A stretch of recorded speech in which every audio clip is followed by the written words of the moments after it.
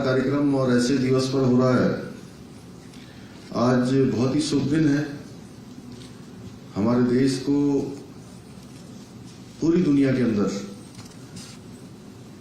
मान सम्मान, स्वाभिमान, पहचान जिन्होंने लगातार बढ़ाने का काम किया है, ऐसे हमारे यशस्वी प्रधानमंत्री आदरणीय मोदी जी का आज जन्मदिन है और इस जन्मदिन के अवसर पर हमारी सभी बहनें आज इस मुख्य सेवक सदन में आई। मैं आप सबका अपनी ओर से बहुत स्वागत करता हूं, अभिनंदन करता हूं और आप सबकी तरफ से भी आदरणीय प्रधानमंत्री जी को बहुत शुभकामनाएं देता हूं। भगवान बाबा बद्री विशाल, बाबा केदारनाथ जी एवं हमारे सभी देवी देवताओं की ओर से कि वो दीर्घायु हो, स्वस्थ रहें और लंबे समय तक, दीर्घ काल तक भारत को उनका नेतृत्व प्राप्त होता रहे।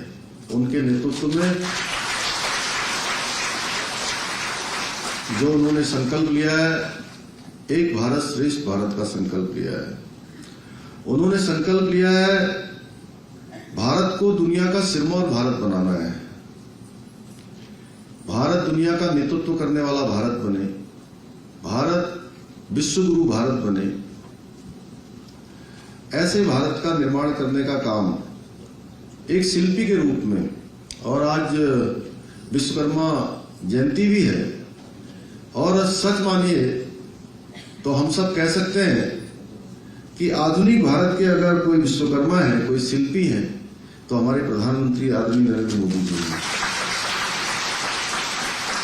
मैं आदरणीय प्रधानमंत्री जी का आभार व्यक्त करना चाहता हूं कि वो प्रधानमंत्री आवास योजना जिस तेज गति से उनके कालखंड में आगे बढ़ी है और जिसके कारण से सभी को अपना घर मिलने का जो सपना है, सभी को पक्की छत मिलने का जो स्वप्न है, वो साकार हो रहा है। और आज उनके जन्म दिवस के अवसर पर ये शुभ काम मेरे हाथों से यहाँ पर हो रहा है। मैं अपने आप को भी सौभाग्यशाली मानता हूँ कि ये शुभ कार्य मुझे करने का अवसर मिल रहा है। हालांकि आदरणीय गणेश जोशी जी कल इस कार्यक्रम को करना चाहते थे। मैंने कहा कि ये शुभ कार्य आदरणीय प्रधानमंत्री जी के जन्म दिवस पर होना चाहिए, इसलिए एक दिन विलंब हुआ। मैं आज आपका बहुत अभिनंदन इस कार्यक्रम में करता हूं और हमारी जो बहनें हैं उनको आज विशेष उपहार प्रधानमंत्री जी के जन्म दिवस पर मिल रहा है।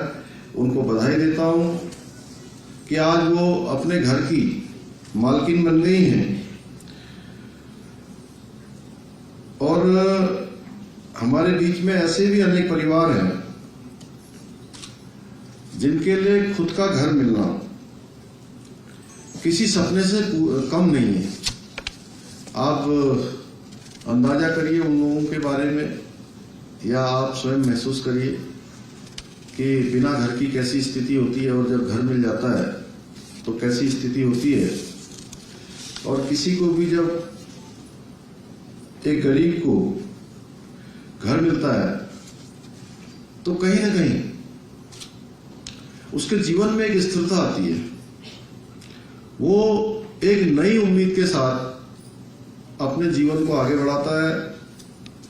इसलिए गरीबों को अपना पक्का घर देने का हमारा ये अभियान सिर्फ एक योजना मात्र नहीं है, बल्कि जो प्रधानमंत्री जी द्वारा ये योजना शुरू की गई है, ये प्रदेश के एक एक वंचित को इस बात का विश्वास देने की प्रतिबद्धता भी है कि सरकार उनकी सुरक्षा के लिए भी और सरकार उनके सशक्तिकरण के लिए भी संकल्पबद्ध है। ये हमारी प्राथमिकता है। उनके स्वयं के जीवन के लिए भी, उनके बच्चों के जीवन के लिए भी सरकार पूरी तरह से गंभीर है।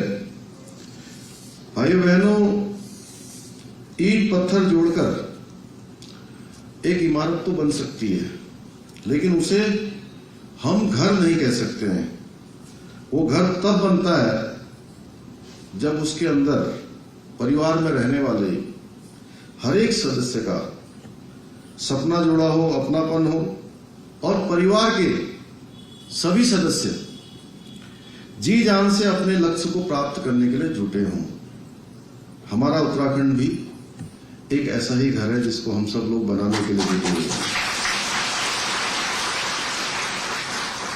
आदरणीय प्रधानमंत्री जी के नेतृत्व में हमारी सरकार हर गरीब तक घर पहुंचाने का काम कर रही है। विकास कार्यों और लाभार्थियों की सहायता करते समय हमारी सरकार न तो किसी गरीब की जाति पूछती है, न किसी का धर्म पूछती है, क्योंकि हमारे प्रधानमंत्री जी जिनका आज जन्म दिवस है, उनका एक घोष वाक्य है, ध्येय वाक्य है, सबका साथ, सबका विकास, सबका विश्वास और सबका प्रयास। इसको हम सूत्र वाक्य मानकर, इसको हम पाथेय मानकर आगे बढ़ रहे हैं। इस पर हम काम कर रहे हैं। भाइयों बहनों, हमारी सरकार आदरणीय प्रधानमंत्री मोदी जी के निर्देशन में, उनके मार्गदर्शन में गरीबों को समर्पित सरकार है। इसलिए जो समाज के अंतिम छोर में रहने वाले हैं, जो गरीब हैं, जिनको वास्तव में योजनाओं की आवश्यकता है, सहायता की आवश्यकता है, उनकी आवश्यकताओं को भली भांति समझती है। इसलिए हमने राज्य सरकार के स्तर पर भी अनेक योजनाओं को प्रारंभ किया है। जैसे प्रधानमंत्री जी ने उज्ज्वला योजना प्रारंभ की, तो हमने प्रदेश के अंदर जो हमारे 1,81,000 ऐसे परिवार हैं जो अंत्योदय के कार्ड धारक हैं, उन सभी को एक साल के अंदर 3 बार गैस के सिलेंडर रिफिल करवाने की योजना हमने प्रारंभ की है। पिछले साल भी इस योजना में हमने गत वर्ष जो 22-23 का हमारा वित्तीय वर्ष था, उस वित्तीय वर्ष में 1,76,000 परिवारों को हमने साल के अंदर 3 सिलेंडर भर के दिया है। और इस वर्ष ये संख्या बढ़ी है, 1,81,000 परिवारों को 23 और 24 में भी 3 सिलेंडर पूरे साल के अंदर मुफ्त में भरकर हमारी सरकार दे रही है। यहाँ पर मैं देख रहा हूं कि अगर मैं देखूं इस सभागार के अंदर तो 95% हमारी बहनें हैं। और मैं बहुत अपने आप को उत्साही और उत्साह में पाता हूं जब अपनी मातृशक्ति के बीच में होता हूं, क्योंकि उत्तराखंड के अंदर अगर हमको दोबारा से सेवा करने का, सरकार में आने का अवसर प्रदान किया, उत्तराखंड के अंदर एक परिपाटी थी कि हर बार चुनाव होता था, चुनाव के बाद सरकार बदल जाती थी। उस परिपाटी को और बदलने का काम, उस मिथक को तोड़ने का काम अगर किसी ने किया है, उसका श्रेय मैं किसी को देना चाहता हूं तो अपनी मातृशक्ति को देना चाहता हूं कि मातृशक्ति ने राज्य के विकास के लिए और हमारे प्रधानमंत्री मोदी जी के द्वारा जो अनवरत रूप से विकास को आगे बढ़ाने का संकल्प लिया है, उत्तराखंड को हिंदुस्तान का श्रेष्ठ राज्य बनाने के लिए। और उन्होंने बाबा केदार की भूमि से जो कहा था कि 21वीं सदी का तीसरा दशक उत्तराखंड का दशक होगा, यानी कि हर क्षेत्र में उत्तराखंड आगे होगा। चाहे अभी आदरणीय गणेश जोशी जी कह रहे थे प्रधानमंत्री आवास योजना, हम आज आयुष्मान योजना हो या कोई अन्य योजना हो, हर योजना में अब हम हिंदुस्तान में अच्छे स्थान पर हमारा को स्थान प्राप्त हो रहा है। चाहे आज तैयारी सूचकांक हो, चाहे रोजगार सृजन की बारी हो, चाहे हमारे नए नए जो विभिन्न क्षेत्रों में काम करने वाले नए उद्यमी हैं, वो सभी के सभी अच्छा काम कर रहे हैं, क्योंकि सबको प्रेरणा मिल रही है किसी न किसी रूप। इन सब बातों को ध्यान में रखते हुए आपने देखा होगा विधानसभा के अंदर हम महिलाओं के लिए 30% का आरक्षण मातृशक्ति को मिले, उसका भी हम जो है विधेयक लेकर आए और हमने प्रावधान कर दिया कि हमारी सरकारी नौकरियों में जो उत्तराखंड के अंदर है 30% का आरक्षण हमारी मातृशक्ति के लिए आरक्षित होगा, यानी कि हर क्षेत्र में उनको काम करने का अवसर मिलेगा।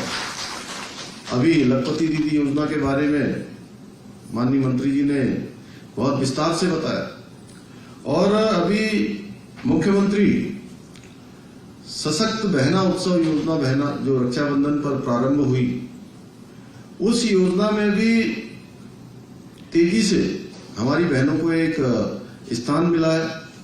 मैं उन जनपद के सीडीओ को, जिलाधिकारी को, जहां पर इसके लिए बहुत अच्छा काम हुआ है, हमारे ग्राम्य विकास विभाग को, सभी को मैं बधाई देना चाहता हूं कि उनके लिए एक स्थान मिला अपना विपणन करने के लिए।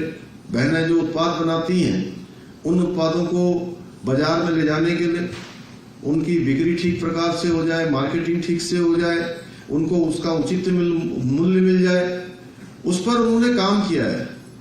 और आप सबकी मेहनत के कारण से अब उत्तराखंड के ब्रांड पूरे हिंदुस्तान में और विदेशों में भी उसकी मांग लगातार बढ़ रही है, क्योंकि एक ब्रांड बनता जा रहा है। लेकिन इसके पीछे हम लोगों के सामने कहीं न कहीं एक चुनौती भी है कि इस ब्रांड को हमने और चमकाना है, और इसकी पेंटिंग करनी है, और इसकी जो है थोड़ा मार्केटिंग करनी है, और थोड़ा क्वालिटी का भी हमको ध्यान रखना है।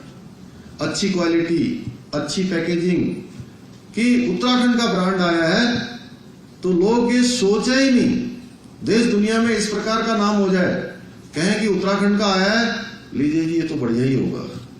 और मुझे खुशी है कि मैं देखता हूं विभिन्न अवसरों पर पूरे प्रदेश के अंदर छोटे से लेकर बड़े स्थानों पर मैं जहां भी जाता हूं, मैं देखता हूं कि हमारे जो स्वयं सहायता समूह हैं, छोटा उद्यम करने वाली हमारी बहनें हैं, उनके उत्पाद बहुत अच्छे होते हैं। बहुत मेहनत से वो अपने उत्पादों को बनाती हैं, चाहे किसी भी क्षेत्र में हो, चाहे वो मिलेट के खाद्य उत्पाद हो, या बुनाई सिलाई के हो, या अचार बनाने का काम हो, प्रसाद बनाने का काम हो, यानी कि जिस प्रकार से भी वो अपने आप को बिच्छू घास का इतना शानदार तरीके से आज निर्मित हमारा शॉल हो, चाहे गमछा हो, वो हर जगह पर आज उसकी मांग बढ़ती जा रही है।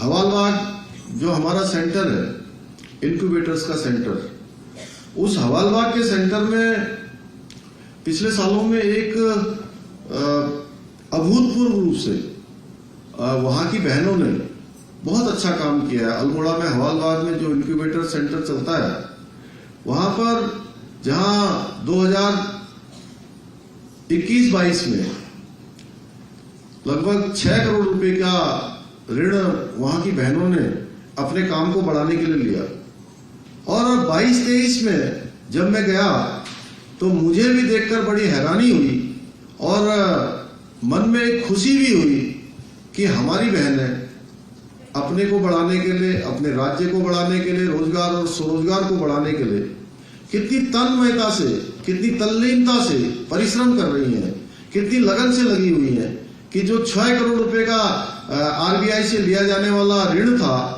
वो ऋण 1 साल के अंदर ही 20 करोड़ से अधिक हो गया, यानी कि 3 गुना उसमें सीधे सीधे वृद्धि हो गई। तो अपने आप में ये हमारे लिए बहुत बड़ी प्रेरणा है कि हमारी बहनें हर क्षेत्र में बहुत अच्छा काम कर रही हैं, और अच्छा काम करके अपना इतना शानदार उत्पाद बना रही हैं कि कई बार ऐसा लगता है कि आप सबका उत्पाद मल्टीनेशनल कंपनियों को भी फेल कर देता है। मल्टीनेशनल कंपनियों से भी अच्छा होता है, उसकी क्वालिटी, उसकी पैकेजिंग और शानदार तरीके से उसका जो निर्माण हुआ होता है। तो इसलिए मैं आप सबको बधाई देना चाहता हूं आज के अवसर पर, और ये कहना चाहता हूं कि 9 साल का जो कालखंड माननीय प्रधानमंत्री मोदी जी का है, इस 9 साल के कालखंड में जहां 4 करोड़ से भी अधिक पक्के घर गरीबों को दिए जा रहे हैं, तेजी से उस पर काम हो रहा है। इनमें से करीब 70% अगर कोई है तो महिलाएं हैं, यानी कि 70% महिलाओं को उनके नाम से मकान मिले हैं। 2014 से पहले जो सरकार थी उसने देश में शहरी आवास योजनाओं के अंतर्गत केवल 8 लाख मकान बनाए थे। कितने सालों में? 1947 से लेकर 2014 तक, यानी 66 वर्षों में मात्र 8 लाख मकान बने। उसमें से भी किचन कहीं थी नहीं, शौचालय कहीं उसके अंदर था नहीं, अव्यवस्थित सा मकान, और मात्र 8 लाख। तमाम जगह पर तो मकान दिए ही नहीं गए, लेकिन उनके पैसे निकाल लिए गए। इस प्रकार का भी था। आप स्वयं इस अंतर को देखिए। यह इस बात का सबूत है कि कोई सरकार जब अंत्योदय को ध्येय मानकर कार्य करती है, यानी कि जिसके ध्येय में गरीब और सुशासन, गरीब कल्याण और गरीबों का हित, गरीबों के लिए प्राथमिकता अगर किसी सरकार के ध्येय में होता है तो अंतर साफ दिखाई देता है। कहां 8 लाख और कहां 9 सालों में 4 करोड़। कितना बड़ा अंतर है। यह हमारे लिए बड़ी उपलब्धि है कि जहां हमको अभी 33,000 और मकान माननीय प्रधानमंत्री जी के आशीर्वाद से और हमारे जो ग्राम्य विकास मंत्री हैं श्री गिरिराज सिंह जी, उनके विशेष आशीर्वाद से हमको प्राप्त हुए हैं। मैं इसके लिए प्रधानमंत्री जी का, ग्राम्य विकास मंत्री जी का, आप सबकी तरफ से, उत्तराखंड वासियों की ओर से उनका मैं बहुत आभार व्यक्त करता हूं, धन्यवाद करता हूं। और अभी तक कुल 36,229 आवासों का निर्माण कार्य पूरा करते हुए 609 करोड़ की धनराशि डीबीटी के माध्यम से लाभार्थियों के बैंक खाते में जा चुकी है।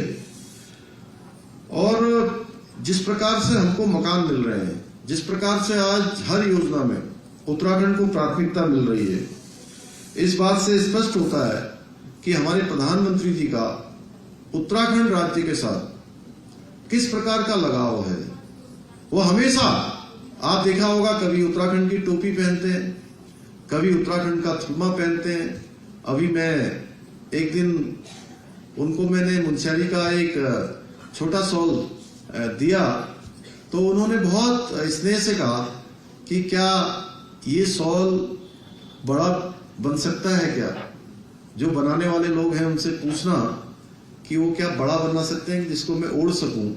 और उन्होंने फिर मुझे थोड़ा सा कहा कि जब मैं मुख्यमंत्री नहीं बना था उससे पहले मैं हमेशा कंबल ही ओढ़ा करता था, और मुख्यमंत्री बनने के बाद थोड़ा व्यवस्थाएं बदल गई, तो बोले कि कंबल पहनना थोड़ा कम हो गया, कंबल ओढ़ना।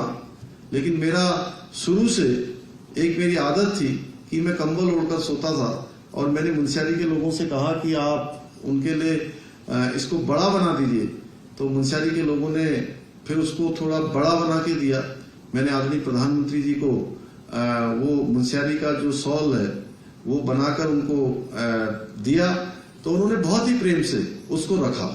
आपने देखा होगा कभी वो टोपी पहन लेते हैं उत्तराखंड की। और विभिन्न अवसरों पर जब हम उनको मैं मसूरी चिंतन शिविर की जब उनको बुकलेट देने के लिए गया था, तो उससे पहले मैंने एक सैंपल निकाला था। तो उन्होंने कहा कि ये जो बिना टोपी की आपने फोटो लगाई है, अच्छा होगा कि आप इसमें जो है आपके उत्तराखंड की जो टोपी है उसके साथ मेरी फोटो लगाइए। तो हर अवसर पर वो उत्तराखंड को कभी नहीं भूलते हैं। और उनके प्रधानमंत्री बनने के बाद हमको जिस प्रकार से अनेक योजनाएं यहाँ के लिए मिली हैं, अगर हम सब योजनाओं को जोड़ दें तो ये योजनाएं 1.5 लाख करोड़ की हो जाती हैं।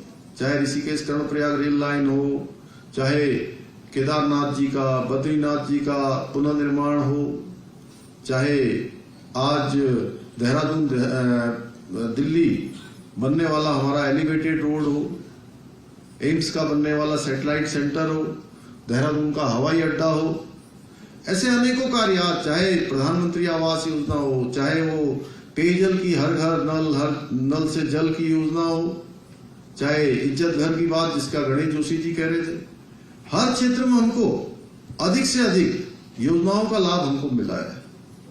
हर क्षेत्र में उन्होंने उत्तराखंड को प्राथमिकता दी है। और आज प्रधानमंत्री जी के नेतृत्व में देश में सेवा और सुशासन के आधार पर विकास की एक नई परिभाषा लिखने का कार्य तेजी से चल रहा है। देश में जिस स्तर पर शोषितों और वंचितों का आज सशक्तिकरण हो रहा है, वैसा पहले कभी नहीं हुआ था। पहले के समय में जो योजनाएं बनती थी वो कुछ ही लोगों को ध्यान में रखकर बनती थी, कुछ लोगों को लाभ पहुंचाने के लिए बनती थी। आप देखिए कि संसद के जो मनोनीत सदस्य हैं वो कौन बनते थे। आप राष्ट्रपति, उपराष्ट्रपति जैसे पदों पर देखिए कौन बनता था। अब हमारी सामान्य से सामान्य स्थितियों में आई हुई द्रौपदी मुर्मू जी जैसी दीदी वह देश की राष्ट्रपति है। यानी कि सामान्य से सामान्य पद्म पुरस्कार, पद्मश्री, पद्म भूषण, ये पुरस्कारों को आप देखिए। हमारी एक सामान्य से गांव में रहने वाली, जागर लगाने वाली हमारी दीदी बसंती दीदी को पद्मश्री पुरस्कार मिलता है। एक सामान्य से यहाँ पर पर्यावरण के क्षेत्र में काम करने वाले अनिल जोशी जी को पद्मश्री मिलता है, जिनके नाम कोई नहीं जानता है, लेकिन वो अपने अपने क्षेत्रों में काम कर रहे थे, लगातार बरसों बरसों से सेवा कर रहे थे, मिशन में जुटे हुए थे। उनका मिशन था कि मैं अपने इस क्षेत्र में सिद्धस्त बनूं, अपने देश को कुछ दूं। ऐसे लोगों को खोजने का काम प्रधानमंत्री मोदी जी के कालखंड में हुआ है। यानी कि नया भारत बढ़ने का काम उनके प्रधानमंत्रित्व कार्यकाल में हुआ है। आदरणीय प्रधानमंत्री से प्रेरणा लेकर उनके मार्गदर्शन में उत्तराखंड में भी विकास का एक नए युग का सूत्रपात हो चुका है। आज प्रदेश के आधारभूत ढांचे को मजबूत करने के लिए राज्य को आत्मनिर्भर बनाने की दिशा में अनेकों कार्य किए जा रहे हैं। प्रदेश में हर स्तर पर आज कनेक्टिविटी को सुधारने पर जोर दिया जा रहा है, उद्योगों के विकास पर बल दिया जा रहा है। उसके लिए हम ग्लोबल इन्वेस्टर समिट, एक बड़ा वैश्विक निवेशक सम्मेलन यहाँ पर करने जा रहे हैं। और मुझे आप सबको बताते हुए खुशी हो रही है कि पहले दिन ही हमको लगभग 7,500 करोड़ रुपए के बड़े MOU के प्रस्ताव हमको प्राप्त हो चुके हैं। बड़े बड़े निवेशक समूह उत्तराखंड आ रहे हैं और इसके पीछे हमारा हेतु है कि जगह जगह पर लोग पूछते हैं कि पलायन कैसे रुकेगा। ये पलायन रोकने की दिशा में भी एक बड़ा काम होगा, क्योंकि हमारे नौजवानों को, युवाओं को अपने घर के पास जहां उद्योग धंधे स्थापित होंगे तो उनको यहीं पर घर के पास अपने काम मिलेगा, उनको रोजगार के अवसर मिलेंगे। उसके लिए हम लगातार काम कर रहे हैं और भविष्य की जो आवश्यकताएं हैं उनको केंद्र में रखकर हम तमाम नीतियों को आगे बढ़ा रहे हैं। इसलिए हमने कई सारी जो नई नीतियां भी बनाई हैं, पर्यटन के क्षेत्र में, MSME के क्षेत्र में, उद्योग के क्षेत्र में, लॉजिस्टिक के क्षेत्र में अनेकों अनेक नीतियां केवल और केवल राज्य के हित में हम बना रहे हैं। अभी हमारे शहर भी तेजी से आर्थिक जो गतिविधियां हैं उनका केंद्र बन रहे हैं। इसी को दृष्टिगत रखते हुए हम शहरों के जो विकास के मॉडल हैं उसको भविष्य के लिए कैसे तैयार हों, उस पर भी हम काम कर रहे हैं। इसलिए आज के अवसर पर मैं अपनी बहनों से यही कहता हूं कि चरैवेति चरैवेति का जो मूल मंत्र है उसको अपनाकर विकास को गति देते हुए कि हमारा सर्वश्रेष्ठ उत्तराखंड, विकल्प रहित संकल्प, कि जिसमें ऐसा संकल्प जिसमें कोई विकल्प न हो, उसको लेकर हम आगे बढ़ रहे हैं। मेरा मानना है कि जो अमृत काल है, हमारे इस अमृत काल में हमारे इस संकल्प को हमारी बहनें भी इसको अपनाएंगी और सभी के एकनिष्ठ प्रयासों से निश्चित रूप से हम अपने संकल्प को पूरा करेंगे। और मुझे पूरा विश्वास है कि आप लोग इस लक्ष्य की प्राप्ति में हमें इसी प्रकार अपना सहयोग, जैसे आपका हमेशा सहयोग मिलता रहा है, भविष्य में भी मिलता रहेगा। मेरा आप सभी से अनुरोध है कि आप सभी जुटे, सब जुड़े और सब मिलकर हम आगे बढ़ें। क्योंकि मैं जब कहता हूं कि श्रेष्ठ उत्तराखंड बनाना है, विकल्प रहित संकल्प को लेकर हमें अपनी मंजिल को प्राप्त करना है, तो ये संकल्प केवल मेरा नहीं है। मैं आप सबका मुख्य सेवक होने के नाते मैं इस संकल्प को कर रहा हूं, तो इस संकल्प हमारे पूरे उत्तराखंड का है, यानी कि 1,25,00,000 भाई बहनों का संकल्प है। इस संकल्प को गंतव्य तक पहुंचाना है। ये गंतव्य तक तब पहुंचेगा जब हमारे सबके मन एक साथ जुड़ेंगे, हमारी सबकी भावनाएं एक साथ जुड़ेंगी, हमारे सबके विचार एक जैसे होंगे, हमारे कदम साथ साथ चलेंगे, तो वो दिन दूर नहीं है। भगवान के द्वारा, प्रकृति के द्वारा हमको तमाम प्रकार से, यहाँ पर्वतों की चोटियां हैं, लगातार 12 महीने बहने वाली हमारी नदियां हैं, ये देवों का स्थान है, वनों से आच्छादित है। हर प्रकार से प्रकृति द्वारा दे हमको बहुत सारी जो चीजें मिली हुई हैं, वो अपने आप में ईश्वर की बहुत बड़ा हमको आशीर्वाद है। उस आशीर्वाद को आत्मसात करते हुए हम सबको पूरी ऊर्जा के साथ आगे बढ़ना है। और मुझे पूरा विश्वास है कि आप सब लोग निश्चित रूप से इस संकल्प को पूरा करने के लिए सभी लोग कदम बढ़ाएंगे, सभी लोग आगे बढ़ेंगे। मैं एक बार फिर से आप सबका धन्यवाद करता हूं। और जैसा मैंने इसी सभागार के अंदर एक बार घोषणा की थी कि पहले प्रधानमंत्री जी मकान दे रहे हैं और सभी को पक्का घर दे रहे हैं, तो हम भी राज्य की तरफ से उसमें कुछ न कुछ ऐड करें। तो मैंने कहा था कि 5,000 रुपये हम जो घर के अंदर नया घर बनेगा तो बर्तन इत्यादि खरीदने के लिए 5,000 रुपये की व्यवस्था राज्य सरकार करेगी। लेकिन मुझे लगा कि थोड़ा महंगाई भी बढ़ रही है, थोड़ा चीजें आगे बढ़ रही है धीरे धीरे, तो 5,000 की जगह 6,000 हमने कराया। तो वो 6,000 की जो नए मकान मिलेंगे तो 6,000 की धनराशि उसमें हम लोग उसको जारी कर देंगे। पुनः एक बार आज जिन बहनों को नया आशियाना मिला है उन्हें मैं विशेष बधाई देते हुए अपनी बात को समाप्त करता हूं। बहुत बहुत धन्यवाद।